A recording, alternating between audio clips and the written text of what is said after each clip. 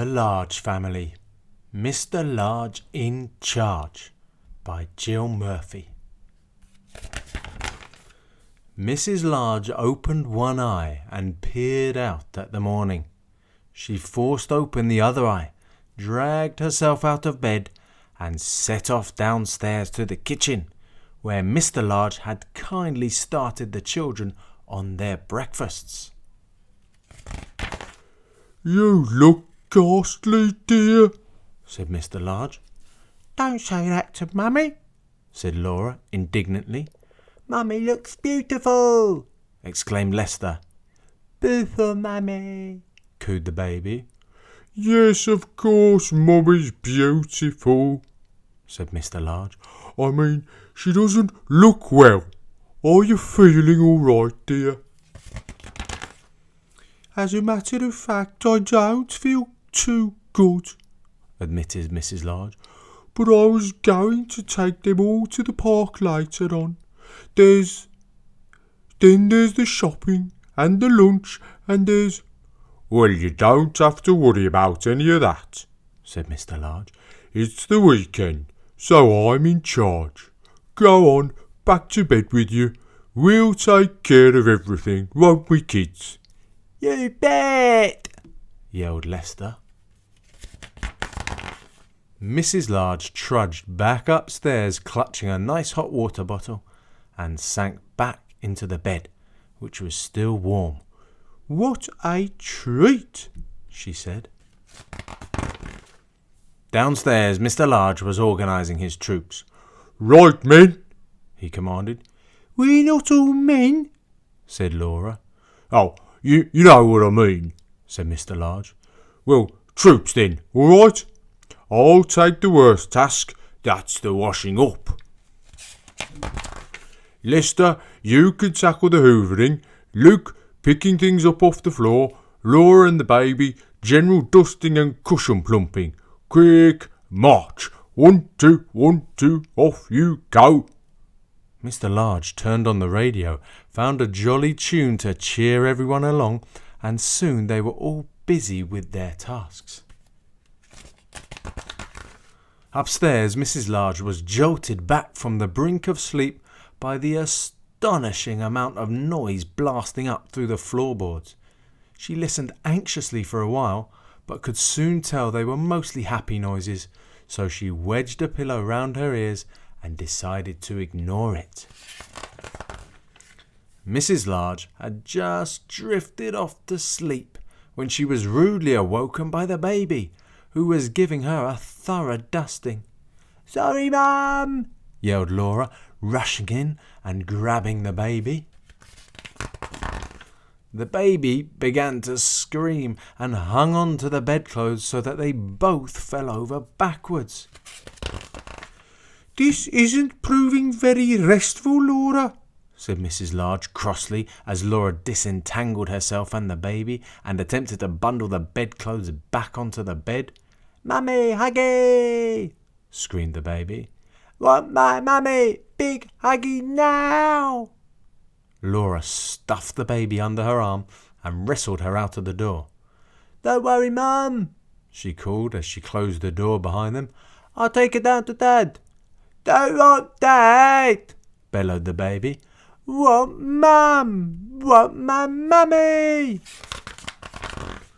Mrs. Large rearranged the mangled bedclothes and snuggled down, feeling decidedly jangled.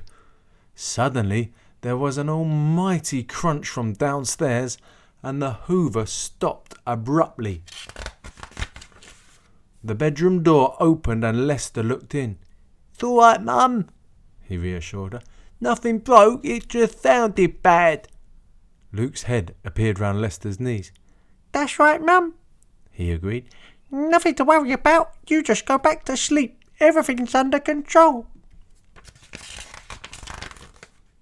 Mrs. Large was finally dropping off when Mr. Large crashed open the bedroom door.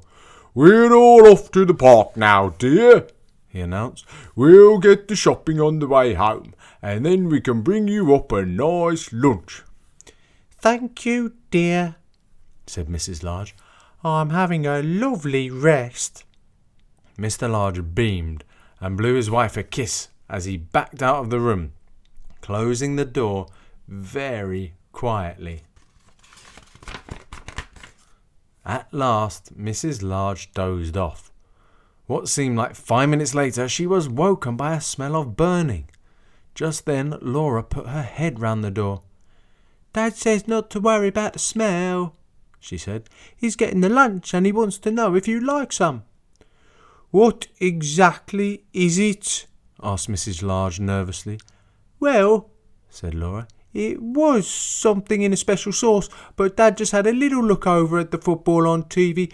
Well, it was quite a long look, actually. So now it's cheese sandwiches." "I think I'll carry on sleeping, thank you, dear," said Mrs. Large. "Perhaps I could join in at tea time." "Righto," said Laura, slamming the door as she rushed off to tell Dad. Mrs. Large closed her eyes and tried to relax. What seemed like 3 seconds later, the door crashed open again and all the children came charging in. "We're going to play football with Dad," yelled Lester. "In the garden," said Luke. "Now," said the baby. "Are you feeling a bit better?" asked Laura. "Mummy Becca?" asked the baby. "Big Huggy?" "A bit better," said Mrs. Large. "You go and have fun with Daddy and perhaps I'll be all right later on." "Big Huggy!" wept the baby as Lester scooped her up and carried her out. "Big Huggy Mummy now!" "Don't worry, Mum," said Laura. "She loves football once she gets going." The door slammed shut for the 100th time. Mrs. Large winced and slithered down under the covers. Joyful sounds came drifting in from the garden, and Mrs. Large smiled contentedly. 5 minutes later, Lester burst into the bedroom. "Dad says where are the bandages?" he yelled. "Don't worry, Mum. It's not the baby. Dad tripped over the rake." "They're on top of the bathroom cabinet," said Mrs. Large weakly. After a while, the door opened again, and Mr. Large came in carrying a tray laden with tea and cakes. The children sneaked in behind him and lurked. The baby didn't lurk for long. She climbed grimly onto the bed and clasped her mother round the neck. "Big Huggy," she crooned. "Everyone out," ordered Mr. Large. "Let Mummy have a rest now. She's not well today." Mrs. Large heaved herself into a sitting position and patted the covers. "That's all right, dear," she said. "I've had a very restful day and I'm feeling much better now. Why don't you all join me for tea?" "Well, if you're sure," said Mr. Large, and everyone piled onto the bed to tell Mrs. Large all about the day she'd missed. The end.